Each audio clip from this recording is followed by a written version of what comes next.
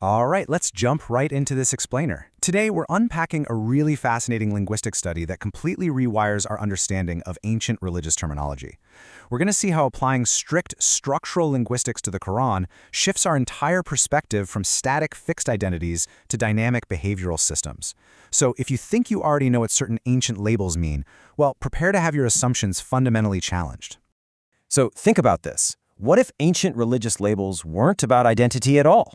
We have this deeply held, inherited assumption that terms like Jews or Christians in the Quran are static, ethnic, or sociological identities, right? Like tribes you just belong to by birth.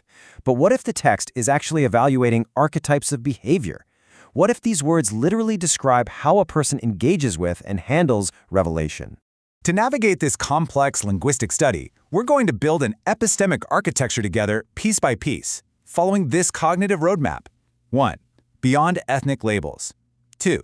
The structural methodology. 3. Archetypes of distortion. 4. Millah versus din. 5. Defining Hanif and Muslim. And finally, 6. The true meaning of shirk. Let's start with Section 1, Beyond Ethnic Labels. Take a close look at the mechanics of verse 2:120. Now, traditionally, people read this as a static sociological claim, which, let's be honest, often leads to contradictory interpretations, where the text seems to simultaneously praise and condemn the exact same groups of people. But observe the internal mechanics here. The condition the verse sets is entirely behavioral. It warns against following their millah, or their framework. By reading this as an active behavior rather than an ethnicity, boom, those historical contradictions instantly vanish. The risk isn't about changing your ethnicity. The risk is epistemic corruption. It's actively warning against following subjective inclinations, ḥiwaj, instead of grounded knowledge. So the core axis here is not identity. It's about following, inclination, and knowledge. The text is evaluating modes of engagement with revelation, not fixed tribes. Moving on to Section 2, the structural methodology. This three-step methodology is great because it actively bypasses centuries of cultural baggage, meaning you can apply these analytical steps to other verses yourself. First, you do a structural rendering of the verse, basically prioritizing grammar over inherited lexicon. Second, you do intra-Quranic mapping. That means looking at every single time a word is used across the entire text to see how it operates as a broader system. And third, you extract operational semantics through contrast. You don't just ask, what does this word mean in a dictionary? Instead, you ask, what is this word doing in the system, and what is its structural opposite? It relies solely on internal textual mechanics to reveal true operational meanings.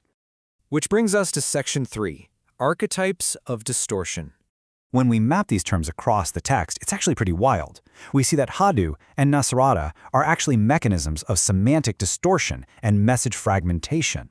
The archetype of hadu is defined in the text by a specific methodological failure, relocating words from their proper positions.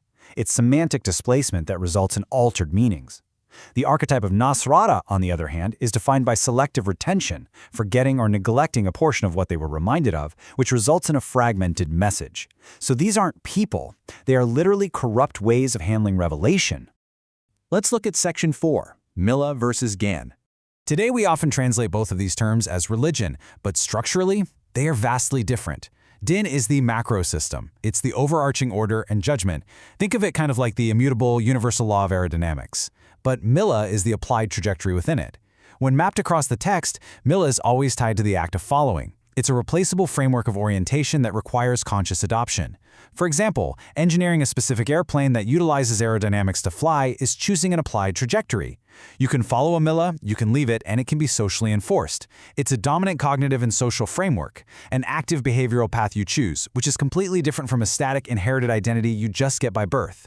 Now for Section 5, Defining Hanif and Muslim. Let's look at the functional definition of Hanif. It's often just translated vaguely as orthodox or upright, but structural mapping shows us it actually means methodological exclusivity of alignment. A Hanif is someone who inclines away from all those distorted frameworks we just talked about. It isn't just about turning toward the truth, it specifically means epistemic purification. It's the active, conscious rejection of every competing human-constructed authority in favor of unmediated truth. The entire text really anchors on two binary axes. You get this clean polarity. Axis 1 is your method of handling revelation. Are you distorting it? Are you fragmenting it? Or are you practicing purity? That's the Hanif method. Axis 2 is your alignment of authority. Is it singular, which the text defines as Muslim, meaning an operational alignment with truth, or is it multiple? So, a Hanif Muslim represents a purified method combined with a singular authority. And finally, Section 6, the true meaning of shirk. Let's stack these concepts sequentially so we can see how shirk actually materializes. First, subjective human desires and biases, ʿiwaj, corrupt the text through distortion and fragmentation. That's layer 1.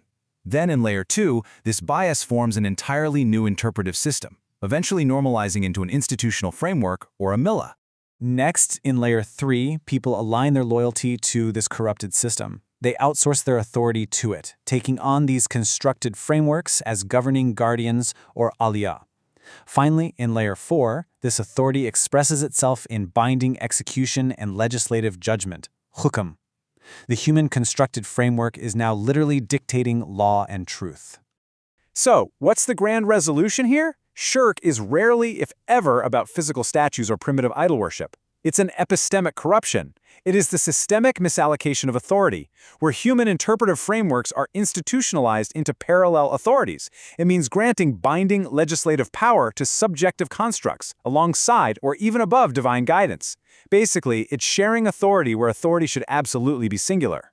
Verse 39-29 acts as this perfect structural metaphor, contrasting two models. Model A is a man owned by multiple, conflicting, disputing partners. This perfectly represents the shattered mind engaged in shirk, torn between competing human interpretive frameworks. Model B is a man experiencing singular, undivided alignment to one authority. This represents the Hanif Muslim. The text asks, are they equal? The entire parable isn't about theology or idols at all. It's entirely about authority architecture.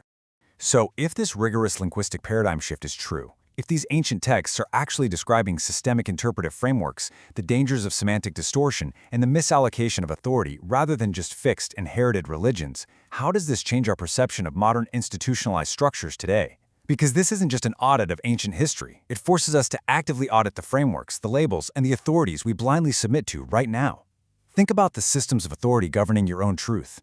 Are you following a constructed millah, or are you seeking unmediated alignment? It's a fascinating structural lens, and honestly, it changes absolutely everything.